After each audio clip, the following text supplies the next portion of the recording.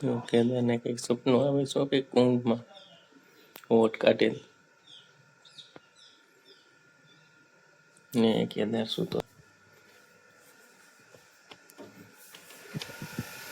હવે મેં 11માં જાગી ગયા છે, સવારના 8 વાગી ગયા છે. ગુડ મોર્નિંગ, જય સિયારામ. શ્રી રામ રામ રામે તીર મે રામે મનોરમે સહસ્ત્ર નામ તતુલ્યમ શ્રી રામ નામ રાને ને શું કરે રાજવી? શું કરે? ટીપાઈ બે નો ઓલો નહીં સહન કરીએ કેવા એમ નાઈ તો લીધું લાગે અત્યારમાં. હું તો નિંદ્રામાં ધ્યાન નિંદ્રામાં હતો એટલે થોડુંક સ્નાન ગ્રહણ કરવાનું બાકી રહી ગયું મારે એમ. શું કરે મમ્મી? હાલે લે હાલો અત્યારમાં કબાટ ખોલે છે હો કઈક રૂપિયા રૂપિયા. શું છે મમ્મી? ઠીક હા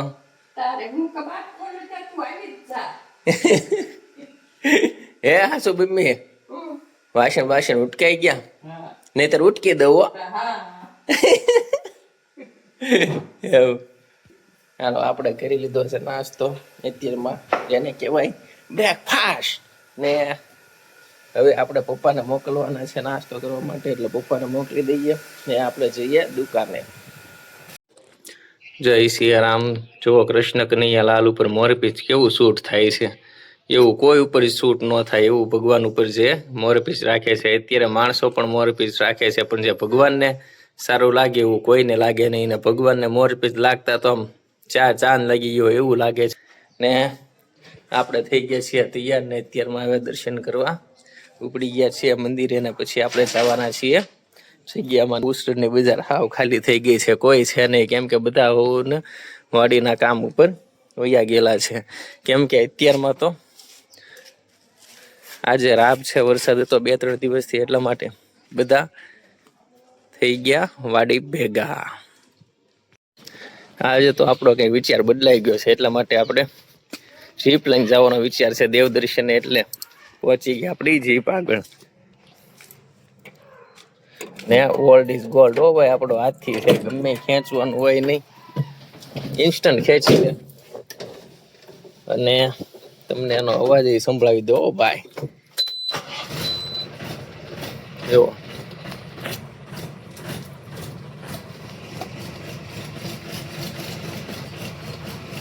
આમાં પાવર સ્ટીરિંગ ન આવે એટલા માટે થોડુંક વધારે હેન્ડલ ફેરવવું પડે. અત્યારે પાવર સ્ટીરિંગમાં તો એ કાંઈ ચિંતા રહી નથી.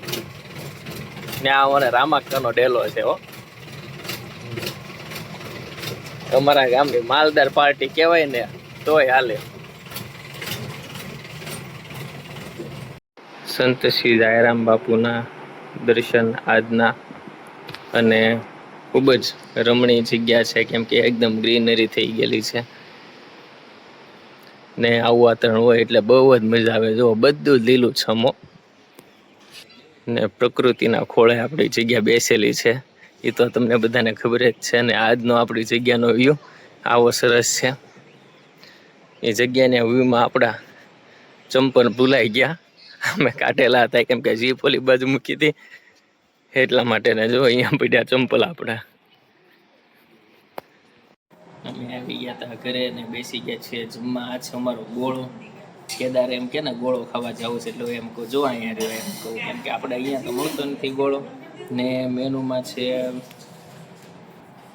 ફણગાવેલા મગ, ચણ્યા, ટમેટા ને છે ઓનિયન ડુંગળી ને મમ્મીની ને એની માટે બનાવ્યું છે ભાત છે.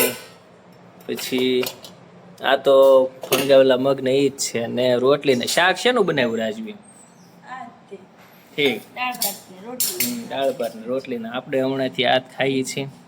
3 દિવસ છે પણ ચાલે છે એમને તો અકાવીએ ને થોડુંક સ્ટેમિના વધે એટલા માટે ને શરીરમાં ચરબીનું પ્રમાણ ઘટે. શું કહો છો? શ્રાવણ મહિનામાં ક્યારે હોમમાં રહેવાનું ઓલરેડી હતા ને ત્યારે હા વાદર શંકરનું મંદિર હતું. હા લોટો લઈને જવાનું જળ ચડાવવા, હા જળ ચડાવી દેવાનું, ભૈયે લાગવાનું, પછી આંટા ફરવાના ફરતા ફરતા અને વટાણા ખાતા જવાના. હોમમાં રહેતા ને? હા ત્યાં કોણ ભાડે એમ મનમાં આવ્યું હતું કે ત્યાં કોણ એમ નાના હતા ત્યારે હા. બા પાણી ભરવા જતા ને સીમ દેતા એની વાત કરો તો બા પાણી ભરવા જતા ને સીમ દેતા ચાલ્યામાં એની વાત કરો લાલુને હું પપ્પા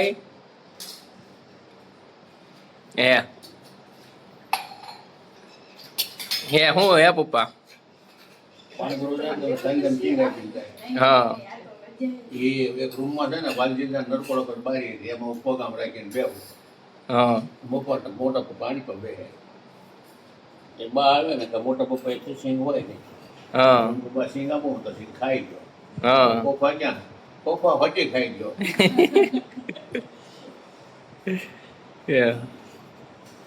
પૂછી ગયો બીડી ગયો હા જો આમ મારી મમ્મી સોળ મૂકી છે લે હમણાં હાથ હતા ને આ હાથ બગડેલા રહ્યા જો હાથ રહ્યા બગડેલા વિડીયો આમ ઈ બાજુ કર્યા હતા ચમચીએ ખાવા માંડ્યા